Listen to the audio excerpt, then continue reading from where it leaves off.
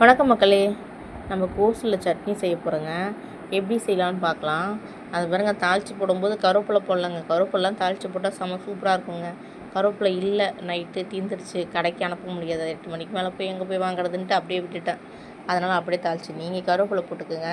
கடலப்பருப்பு, பச்சை மிளகா, கடுகு, உளுத்தம்பருப்பு அது லாஸ்ட்டில் போடுவோம். உளுத்தம்பருப்பு, அப்புறம் பூண்டு, இஞ்சி, அப்புறம் வெங்காயம் 2, தக்காளி 2, கோஸு கொஞ்சம் கட் பண்ணி வச்சுருக்கேன். இதெல்லாம் கட் பண்ணி வச்சுட்டு எண்ணெய் இதெல்லாம் ஸ்லோவாக போவோம். அதுக்குள்ளே நம்ம செய்வோம். நம்ம பசங்களுக்கு வெஜிடபிள்ஸ்லாம் சாப்பிடவே மாட்டாங்கங்க.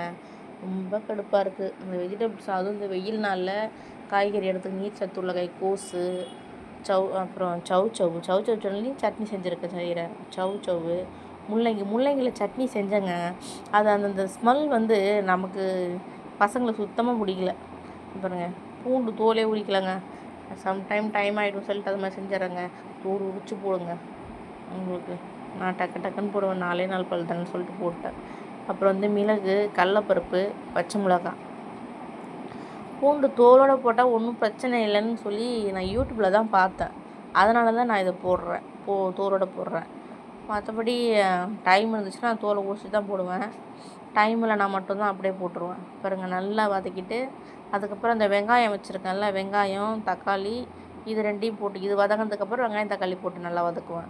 வதக்கிட்டு அதுக்கப்புறம் கோஸும் போட்டு நல்லா வதக்குவேன். இதெல்லாம் நல்லா வதக்கினதுக்கப்புறம் தேவையான உப்பு போடுங்க. உப்பு போட்டுன்னு வச்சுக்கலாம். வெங்காயம் போடும்போதே நம்ம உப்பு போட்டால் சீக்கிரமாக வதங்கிடும், அது ஈஸியாக இருக்கும். கலருக்கு மஞ்சத்தூள் கொஞ்சம் போட்டிருக்குறேன். நல்லா ஆற விட்டு அதை அரைச்சி எடுத்தால் சட்னி ரெடி தாங்க. செம்ம சூப்பராக இருக்குதுங்க. நீங்கள் ட்ரை பண்ணுங்கள். நாம் எப்பயுமே ஒரு விஷயத்த ட்ரை பண்ணணும்னு வச்சுக்கிங்களேன், இது இப்படி இல்லைன்னா இப்படி ஆப்ஷன் போட்டு நாமளே செஞ்சு பார்த்தா தான் குக்கிங்கை பொறுத்தளவுக்கு நாம் தான் கிராணி. அதனால் நமக்கு என்ன தோணுதோ எதில் வச்சு யூஸ் பண்ணி சாப்பிட்டு சமைச்சு பார்த்தாலே போதும், நல்லாயிருக்கும். நல்லா தாங்க இருக்குது. நீங்கள் சமைச்சு சாப்பிட்டு பாருங்கள். சாப்பிட்டீங்கன்னா கண்டிப்பாக உங்களுக்கு பிடிக்கும். பசங்க இந்த கோஸ் எடுத்துகிட்டு கோஸில் பொரியல் பண்ணி வச்சாலாம் தொடவே மாட்டேங்குதுங்க. அப்படியே கோஸில் நான் பொரியல் பண்ணாலும் என்ன பண்ணுவேன்னா, முட்டை உடச்சி ஊற்றுவோம் பசங்களுக்கோசம். எங்களுக்கு தேங்காய் போடுவேன், பசங்களுக்கு மட்டும் தனியாக முட்டை உடச்சி ஊற்றி கிண்டி கொடுப்பேன். அப்போ தான் சாப்பிடுங்க. அது முட்டை போடலன்னா சாப்பிட மாட்டாங்க. சரி, இது மாதிரி சட்னியாக அதுமாதிரி கோஸ் கூட்டு வச்சாலும் தொடவே மாட்டாங்க. கோஸில் வாரத்தில் ஒரு நாள் தாங்க நம்ம அந்த கோஸை எடுக்க முடியும். எல்லா காயும் வாரத்தில் ஒரு நாள் எடுப்போம். என்ன பண்ணுறது? அப்புறம் பசங்களுக்கு எப்படியாவது அதை சாப்பிட்ணும். அதனால் இந்த மாதிரிலாம் செஞ்சு கொடுத்து சாப்பிட வைக்கிறேன். ஆனால் விரும்பி சாப்பிட்டாங்கங்க.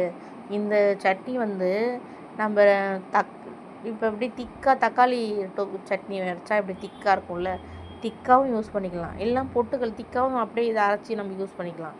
அப்படி இல்லைன்னா தண்ணியாக கரைச்சி கூட நம்ம யூஸ் பண்ணிக்கலாம். தண்ணியாக கரைச்சி இந்த பொட்டுக்கல் சட்னி மாதிரி தண்ணியாக இருக்கும் பாருங்கள், அந்த மாதிரி கூட இதை கரைச்சிக்கலாம். அந்த டேஸ்ட்டும் நல்லாயிருக்கும். நான் ஃபஸ்ட்டு என்ன பண்ணேன்னா, நைட்டு தான் இது செஞ்சேன். இந்த சட்னி நைட்டு சட்னி செஞ்சு நல்லா இந்த இட்லி சுட்டேன். இட்லிக்கு இந்த சட்னி திக்காக வச்சுக்கிட்டேன். அதுவே என்ன பண்ணேன், மீந்த சட்னியை காலைல சுடு தண்ணி கொதிக்க வச்சு இந்த சட்னியில் ஊற்றி கரைச்சி கொஞ்சம் கொதிக்க வச்சேன். கொதிக்க வச்சோன்னா அந்த டேஸ்ட்டு செமையாக இருந்ததுங்க. காலைல பொங்கல் வச்சேன். என்ன பொங்கல் வச்சுருப்பேன், புதினா பொங்கல். புதினா போட்டு பொங்கல் நார்மலாக தானே செய்வோம் நம்ம, ஆனால் நான் புதினா போட்டு செஞ்சேன் பொங்கல். ஆனால் சூப்பராக இருந்ததுங்க புதினா போட்டது. அதுவும் நீங்கள் ட்ரை பண்ணுங்கள். ட்ரை பண்ணி நீங்கள் சாப்பிட்டு பாருங்கள். உங்களுக்கு பிடிச்சதுன்னா அதேமாதிரி செஞ்சு கொடுத்துக்கலாம். அப்பப்போ மாற்றிக்க வேண்டியது தான். அந்த பொங்கலும் செமையாக இருந்தது. அந்த பொங்கலுக்கு என்ன பண்ணேன், இந்த சட்னியை தண்ணியாக கரைச்சி சைடிஷ் வச்சிட்டேன். செம்ம டேஸ்ட்டுங்க, சூப்பராக இருந்துச்சு. அதுக்குள்ளே எங்கள் வீட்டுக்கு வர யூடியூப்பில் சமைக்க ஆரம்பித்தா என் பொண்டாட்டி விதவிதமாக செஞ்சு கொடுக்குறாங்க. ஒரு சந்தோஷம். நமக்கு தானே தெரியும் அது என்னென்னு. நைட்டு சட்னியும் தண்ணி ஊற்றி நம்ம பண்ணிட்டோம்னு சொல்லிட்டு, அது அவருக்கு தெரியாதுல்ல. ஆனால் செம்ம டேஸ்ட்டுங்க, அல்டிமேட்டாக இருந்துச்சு. இட்லிக்கு அந்த சட்னி செம்ம சூப்பராக இருந்துச்சு. நீங்கள் செஞ்சு சாப்பிட்டு பாருங்கள், உங்களுக்கு கண்டிப்பாக பிடிக்கும். கருவேப்பிலை போட்டு தாளிச்சிக்கிங்க, நான் அதுதான் போடல, மிஸ் பண்ணிட்டேன். செம்ம சூப்பராக இருக்குது. உங்களுக்கு பிடிச்சதுன்னா எனக்கு லைக் பண்ணுங்கள், சப்ஸ்கிரைப் பண்ணுங்கள். அப்புறம் கமெண்டில் எதாவது சொல்லுங்கள். என்ன பண்ணணும் நீங்கள் எதாவது சொன்னாலும் நான் மாற்றிக்கிறேன். ஏன்னா நான் இப்போ தானே ஸ்டார்ட் பண்ணியிருக்கேன். அதனால் தேங்க்யூ மக்களே, ரொம்ப நன்றி என் வீடியோ பார்த்தது.